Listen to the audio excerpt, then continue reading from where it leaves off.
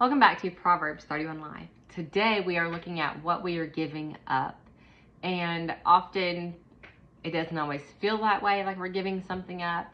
And when we choose to disobey the Lord, we don't think of the consequences, because Satan is very good at that. Our flesh is very good at that, of not looking at the consequences beforehand. It's only when things are done, then we go, oh man, I shouldn't have done this. If I would have known this was the cost, I wouldn't have done it. So today we're going to Genesis chapter 25. Here we have the account of Esau selling his birthright to Jacob for pottage and lentils. This is probably a familiar story to you, and I want you to read it again and consider Esau's position. He was the eldest son, which is why he had the birthright. In those days, this meant he was entitled to a double portion of Isaac's wealth when he died, and then now he would be the family's priest. This meant that he would be responsible to God, and he would be the one having a relationship with God, leading the family spiritually. Since he was in Abraham's family, he would also be in the coming Messiah's lineage. This was a big deal. Esau came in from hunting. He was hungry and tired. He asked Jacob for food. This isn't a super strange thing. When you're hot, you're tired, you want something to eat. But Jacob negotiated. Instead of just saying, yeah, here you go, he required the birthright in exchange for a meal. Esau agreed, saying, behold, I am at the point to die, and what profit shall this birthright do to me? I understand that when you're starving, you would probably do anything for a meal, but I don't believe that that is the case here. It doesn't tell us that he was fasting. It doesn't tell us that he hadn't eaten for days. Chances are he ate that morning or the night before, went out early that morning and hunted, and came back. We're talking less than 24 hours without food. He wasn't at the point to die. There was no famine in the land that we have evidence of, and yet this was his response. Why was Esau so willing to give up the birthright, and why was he so set on this particular meal? It was a desire of the flesh.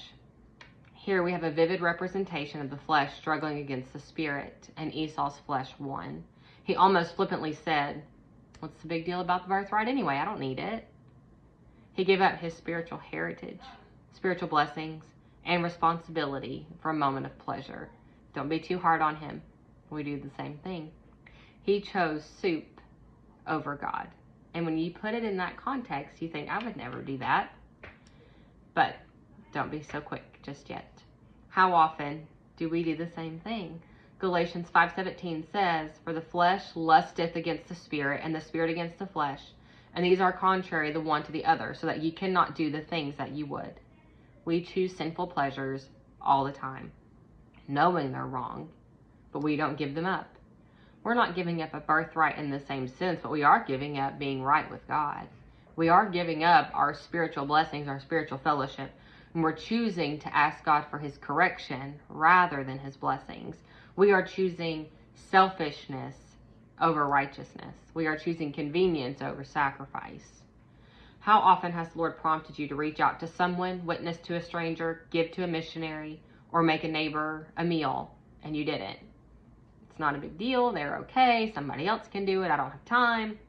That is the flesh warring against the spirit. The saying, it's better to ask forgiveness than permission, is not biblical.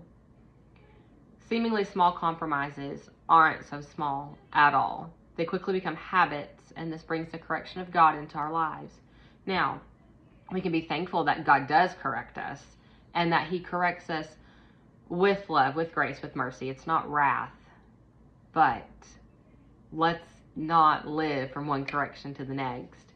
I don't know what has your attention right now. I don't know what fleshly desire you're battling. But I do know it's worth keeping right with the Lord and resisting that temptation than to give in. Don't give up the peace or blessings of God for a bowl of soup. Nothing is more important, nothing is more valuable than your relationship with the Lord. Trust him. Don't continue to live waiting for the correction of God to come. Don't give up the blessings. Stay in the Word. Stay close to the shepherd and let him lead you in paths of righteousness.